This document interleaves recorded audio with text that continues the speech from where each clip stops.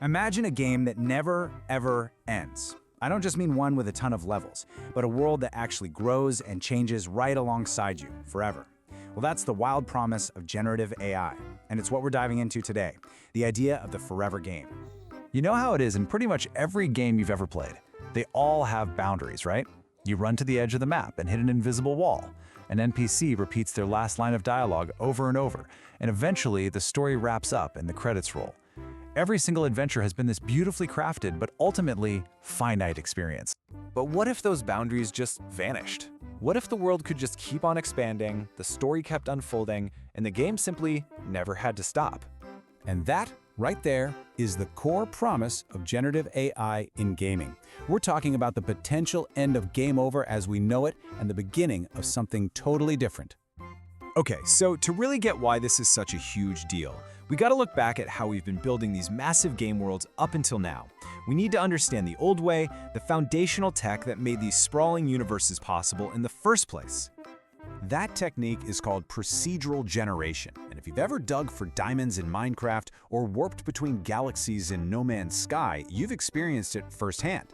It uses these really complex mathematical formulas to build out huge, sprawling landscapes. It can create a world that feels infinite. But here's the catch. It's an infinity built from a limited set of repeating blocks. And this slide really nails the key difference. Think of procedural generation like having a giant box of Legos. You have rules on how to snap them together, and yeah, you can build a massive city, but you're always using the same basic bricks. Generative AI, on the other hand, is like having a machine that invents brand new, totally unique Lego bricks on the fly, and each new brick has its own little backstory. It's the difference between just arranging content and actually creating meaning. So this new way of doing things, it's not just a small tweak. It fundamentally changes the physics of how a game world works. The AI isn't just building the stage anymore, it's acting like a live game master, directing the whole show as it happens. The big shift is from these rigid scripts to a kind of fluid intelligence. Traditional games run on simple if-then logic. If you collect 10 wolf pelts, then you get 10 gold coins. It's predictable. But with generative AI, it's a whole different ballgame. The game can react to nuance. A guard doesn't just walk their pre-programmed path. They might actually notice you're acting kinda shady and invent a reason to stop you, creating a brand new quest out of thin air. Now, that sounds incredible, right? Almost like magic. But how does this AI game master actually pull that off? What's really happening under the hood to make a dynamic quest like that even possible? Well, it all happens in this lightning-fast three-step loop. First, you have state tracking. The game is constantly feeding the AI information. Stuff like, the player is wounded, and hey, they're also carrying a stolen sword. Second, prompt engineering. The game engine gives the AI a role and a command like, you are a city guard, react suspiciously to this player. And finally, real-time generation. The AI takes all that info and on the spot creates brand new dialogue and an objective that literally did not exist 1 second ago. And the result is something just like this, a line of dialogue that feels totally personal and completely unique to your playthrough. Now here's the wild part. The developers never wrote this specific sentence. The AI created it just for you, in that very moment.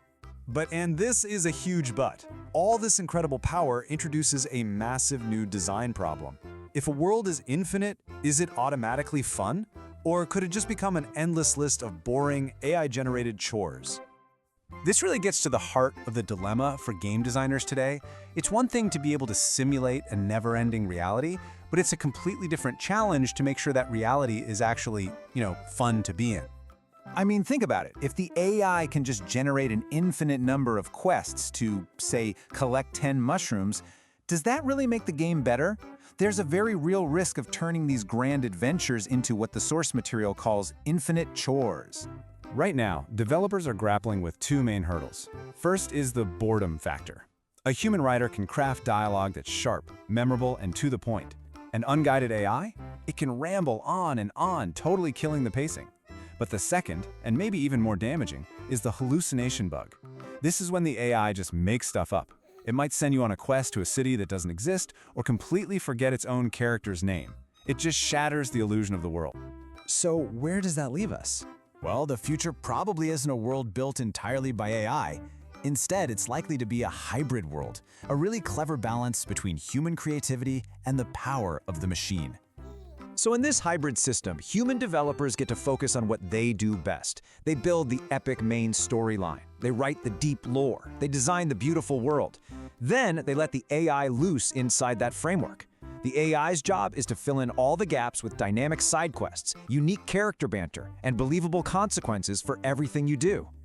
A really great way to think about it is like this. The human developers build the guardrails. They set up the core story and the rules of the universe. Then, the generative AI becomes the living world that exists inside those guardrails, constantly creating new, dynamic stuff that always feels true to the world the humans designed. When you boil it all down, the ultimate goal here isn't just to make games bigger, it's to make them profoundly deeper. This tech has the potential to change games from being a script that you just follow into a world that you truly, actually inhabit. And that leaves us with a pretty fascinating question for the entire future of entertainment. The next time you sit down to play, will you just be playing a script, or will you be truly living in a world that is writing itself in real time all around you?